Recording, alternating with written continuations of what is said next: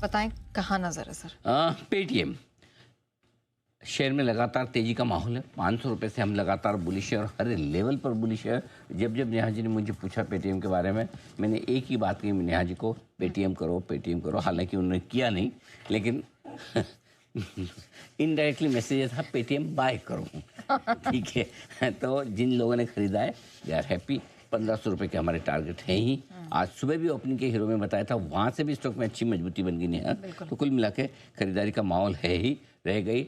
पहला टारगेट 1500 का है, फिर से दोहरा दूं, जब नतीजे आ जाएंगे इस तिमाही के तब हम अपना टारगेट रिवाइज करेंगे। और हमें लगता है इवेंचुअली हम टारगेट इसका 1800-2000 की तरफ करेंगे, लेकिन इस तिमाही के रिजल्ट देखने के बाद। तो आज का पहला है स्टॉक इन एक्शन। बिल्कुल, और आपको बता दूं वेल्थ तो बनती है सिर्फ जी बिजनेस पे। निफ्टी, बैंक निफ्टी एक तरफ है, लेकिन पेटीएम देखिए, आनंद सिंह भी बहुत पहले से ही इस पर बुलिश थे। जी बिजनेस पर लगातार आपको सलाह दी गई और स्टॉक क्या मल्टी बैगर साबित हुआ है। पेटीएम में खरीदारी करने की राय है। 540 और 550 के टारगेट के लिए थोड़ा तेजी का एक्शन बनने की उम्मीद लेकर आप चल सकते हैं। यहाँ पर पेटीएम ने जो किया है ना, देश में डिजिटल इंफ्रास्ट्रक्चर बनाने में पेटीएम का बहुत बड़ा कंट्रीब्यूशन है। ये 4 डिजिट की तरफ जाने को तैयार है। इस स्टॉक को पकड़ के रखिए, आपके पोर्टफोलियो में होना चाहिए। पेटीएम हमारा रिसेंटली ऑल टाइम फेवरेट रहा है और अच्छा स्टॉक है भाई। जब तक बेचने का सिग्नल ना आए चुपचाप होल्ड करो, कोई बड़ी बात नहीं है। ये 2025 का सबसे बेहतरीन स्टॉक बन जाए। लॉन्ग टर्म इन्वेस्टर्स आप हैं तो होल्ड करिए, दिमाग मत लगाइए। आज क्या होता है क्या नहीं भूल जाइए।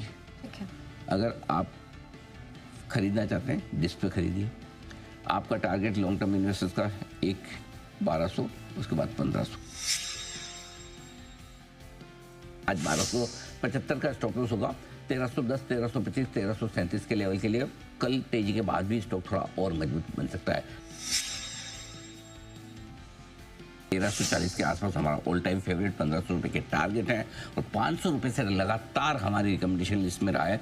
और ये पूरा साल इस स्टॉक के लिए बेहतरीन रहा है। साल के अंत में भी ये वही परफॉर्मेंस दिखा रहा है जिस परफॉर्मेंस के लिए ये पूरा साल जाना जाता है। आपको होल्ड करना चाहिए 1500 रुपये तक के टारगेट के लिए।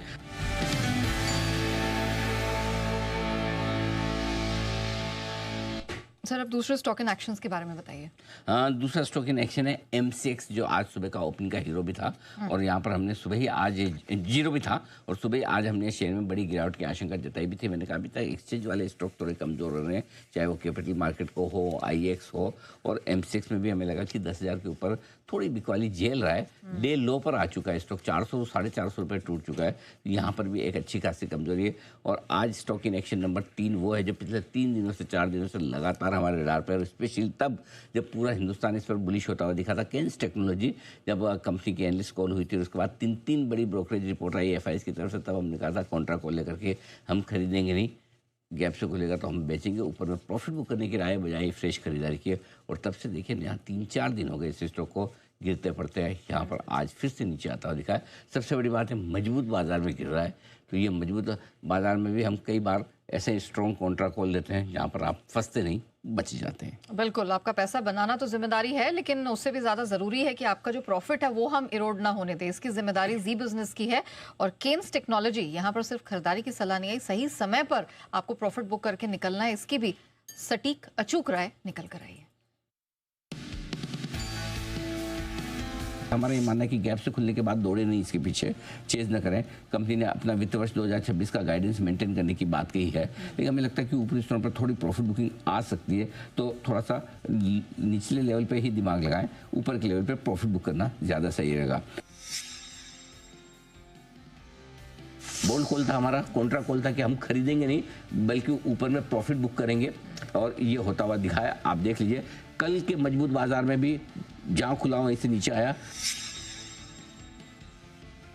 4% लुढ़का है, वायदा कारोबार का टॉप लूजर है। हमने तब भी कहा था कि गैप से खुलेगा 2-3% और वहां पर खरीदना नहीं है, प्रॉफिट बुक करनी है, बेचना है।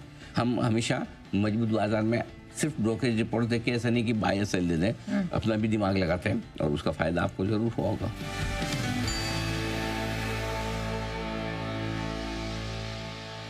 चलिए, ये स्टॉक्स तो हमारे रडार पर अगले 1-1.25 घंटे रहने वाले हैं, लेकिन और कौन कौन